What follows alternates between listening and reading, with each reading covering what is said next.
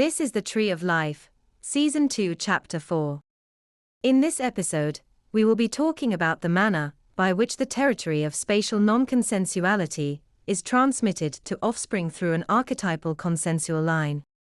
In encounters between the spatial non-consensual actor and the archetypal consensual actor, the archetypal consensual actor verbalizes according to the expectations of the spatial non-consensual actor. Thus, in the exact manner of this verbalization, the expectations of the spatial non-consensual actor, in generating a state of arousal, produce, to the degree of the sublimation in the verbalizations of the archetypal consensual actor, a corresponding rationalization of behavior which is transmittable. In other words, the verbalizations of the archetypal consensual actor represent the formation of a reme, as part of the 9 dialogues, corresponding to 9 impulses, but that reme becomes translated into a meme when it becomes transmittable. What distinguishes a reme from a meme? The answer is sublimation.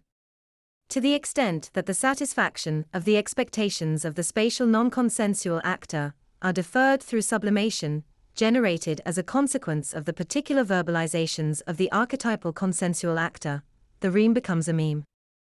That is, it becomes archetypal and capable of transmission to another member of the system. Now, it is also interesting to note that sublimation was described as a pathway for escaping experience channels pursuant to expression. That is to say, in the translation of a reme to a meme, what you are seeing is the skipping, or convergence of 2 or more experience channels into a more fundamental social component, or rationalization, that is, an archetype. Which is to say that remes are personal, but memes are impersonal.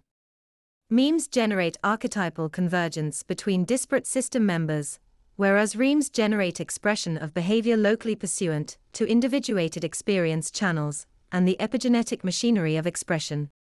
Now, what are the biological complements of this processing? As a result of the linking of verbalizations to states of arousal by the archetypal actor, sublimation for one actor is sublimation for both actors.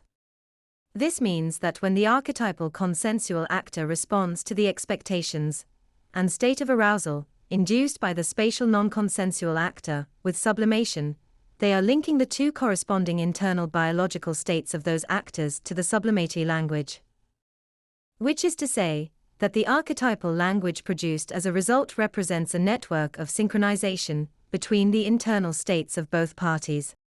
From this, we can see that archetypal territoriality is a kind of negative or retrograde territoriality created by imposing sublimation on spatial non-consensuality. That's the end of the podcast for today.